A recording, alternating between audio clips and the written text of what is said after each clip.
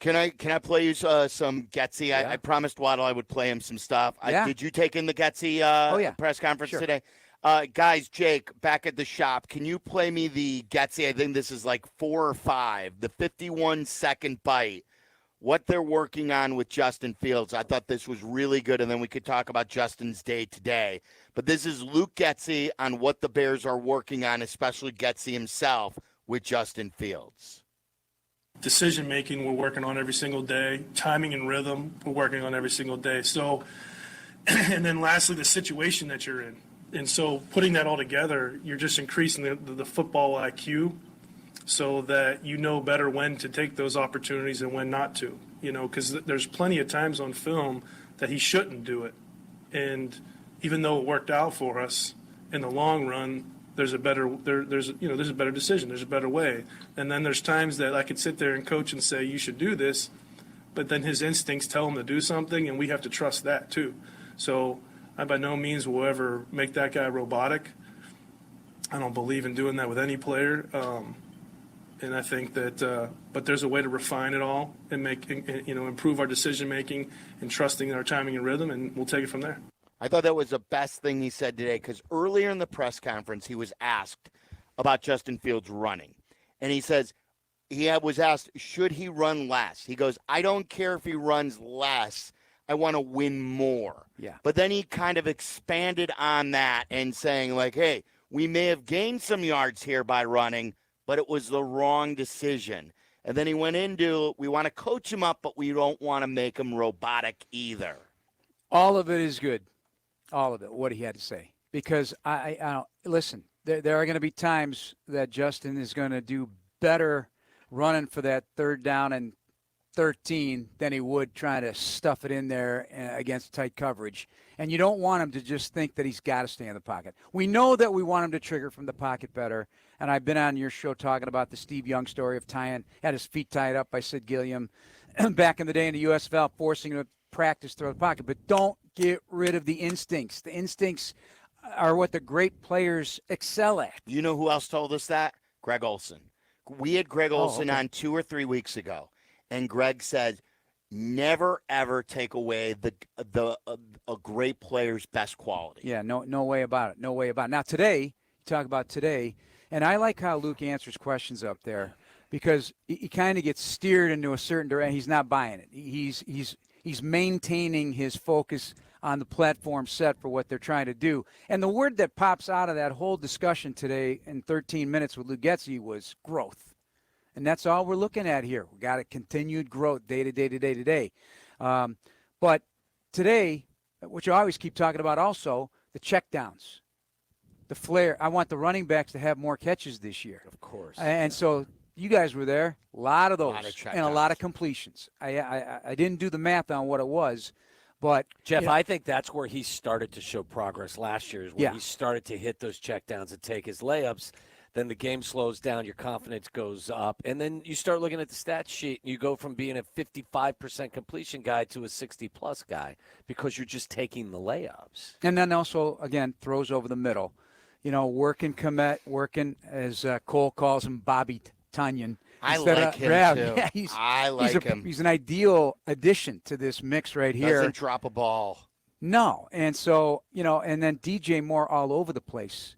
I mean, now you've seen the last 2 practices that the Bears allowed the media to come to. Don't you feel that? I mean, I don't know if you heard Brisker. Brisker today came up there. They asked him, what they're seeing in everybody's asking now about Justin from the defensive side of the ball. And he just had this big smile, and he said, man, him and DJ, he goes, they're like best friends. And that's the opinion, of a defensive player that's seeing every snap. So that's what I want to hear. I want to hear 10 minutes into practice, my first impression was DJ Moore's their best player, and it's not even close. And, again, I get it. This is a mini camp. This is an OTA where nobody's got pads on. Yep. But we always have to put that qualifier on it. Yeah. Correct. But you watch him do what he does, and he's just different. He's different than other players in how they do their position. There's no wasted motion. He gets in and out of his breaks. He's got top-end speed. He's strong. He catches the ball with his hands. All of it's got feel. It's just you can watch it even in drills that aren't necessarily constantly always live.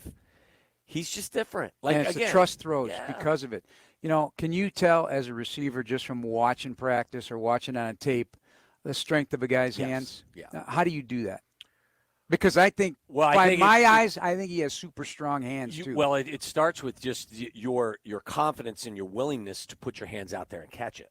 Like if you're not confident, you don't have super strong hands, then you're going to start body catching everything. So you develop it by doing it, but it's a process of confidence, and then it becomes second nature. How big were your hands? Not big. They're still the same. I tell people. How big were your hands? Yeah, They're right there. They get smaller. Holy crap! Yeah, There's a case could be made. I'm a little bit.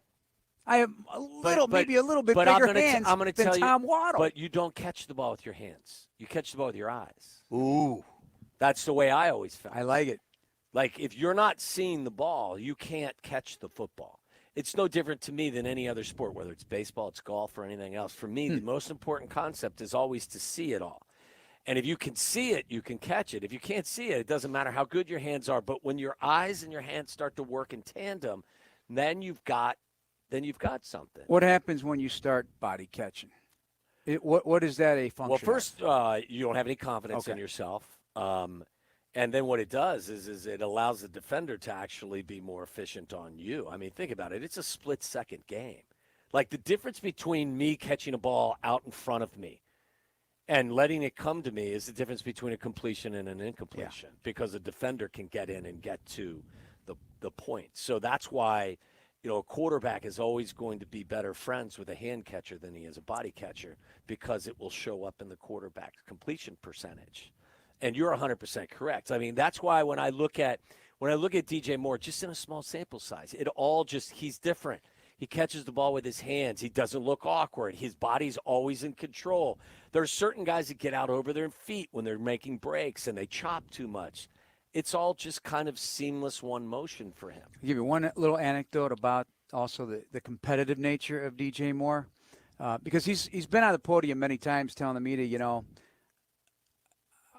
I'm different with the fellas than I'm going to be with you, and you're never going to see that side. Right, we haven't.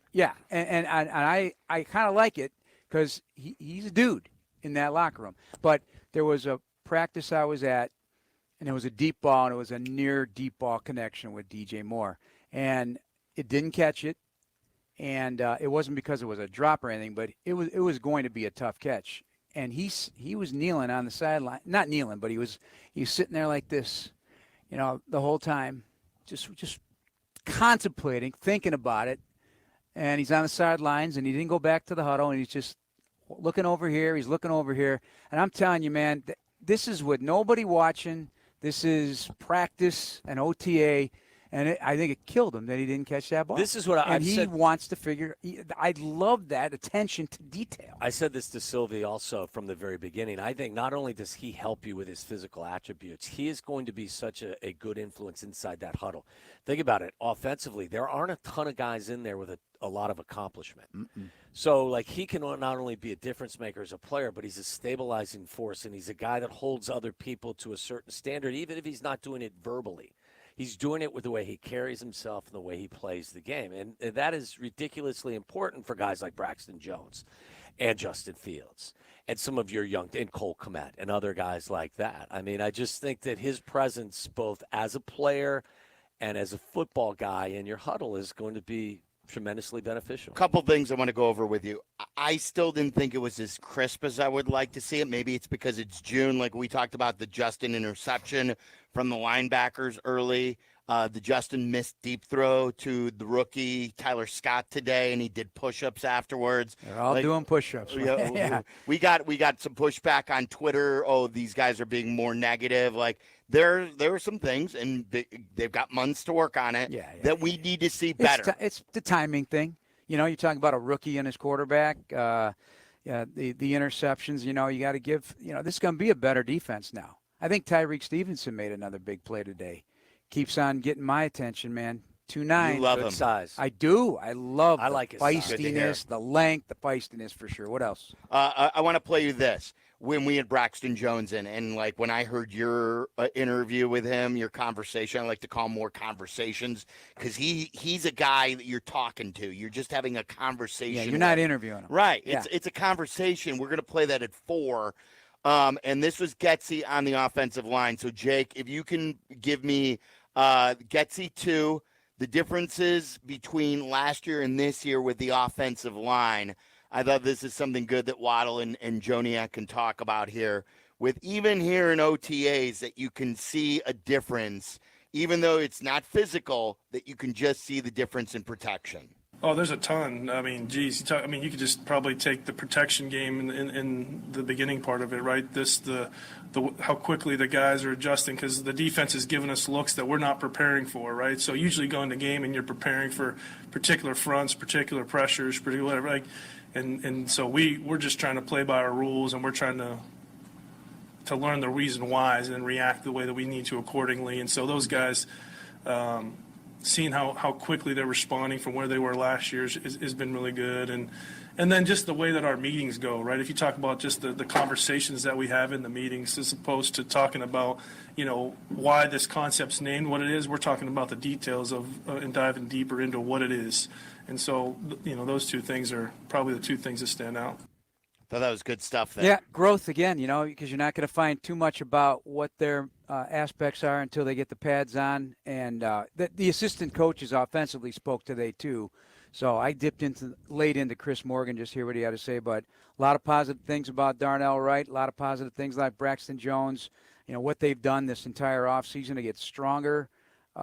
This goes across the board. Tevin Jenkins, he could be a major story this year. He If could he's be available, a major he's got to story. be available, right? But he said, "Hey, this is now you got to remember. We often forget he was going to be the tackle, and then he was a guard, and in between there, he didn't even know if he was going to be on the team. And then when he played, he kicked people's butts, and now he's being asked again to do something he hasn't done in a bit. Said there, from his opinion, there is a bit of a time frame here for him to get used to being on the left versus the right, so all the aspects of that. So, but I'm encouraged about his strength addition too, and he looks good filling that spot and that kind of size of left guard. I'll scream this until I'm blue in the face. I don't think you can put enough value on continuity and familiarity. Oh, yeah. And the fact that these guys will be in the same offensive system with the same terminology and the same approach for 2 consecutive years. And I usually highlight Justin when I have this thought because here's a young quarterback who hasn't been in the same offensive system since he was in college. So he was at Ohio State. He comes here and he's got, he's got Matt Nagy, which is different than his college system. And then in year 2, he's got Luke Getsy's system, not Matt Nagy's system. I think it'll be very beneficial for him and everybody in that offensive, meeting room that they're talking the same talk, same terminology, same jargon, and they're all familiar with one another. And I think it'll show up. And Luke also mentioned significantly more than once, get all this stuff out of the way now, all this reintroductions. You're going to hit training camp. We're moving on. Yeah. We're not waiting for anybody. It's time to hit the ground running and go. And, Chris Morgan was asked about this very topic, too, the continuity, because it's rare now for 17 weeks you got the same offensive line, due to injury, but there's other reasons. Like things are going on, performance, whatever. You're switching guys, you're moving guys around. A center who doesn't snap the ball well gets moved out, or they were working on a kid, he's shoved in there and, takes a spot. So they asked him, last time he had an offensive line that played the entire season and never missed a snap was in 2016 with the Falcons when they went to the Super Bowl. So that would be something if they could get that kind of play out of these guys 17 weeks in a row, because good things should happen. Well, you've got them at 11-6. So yes, maybe they'll. You are not. That's on. That's you hit that tape to the How many window. times are you going to remind every day we walk into the studio, we see it. It's still there, my man. You're the best. God. You're the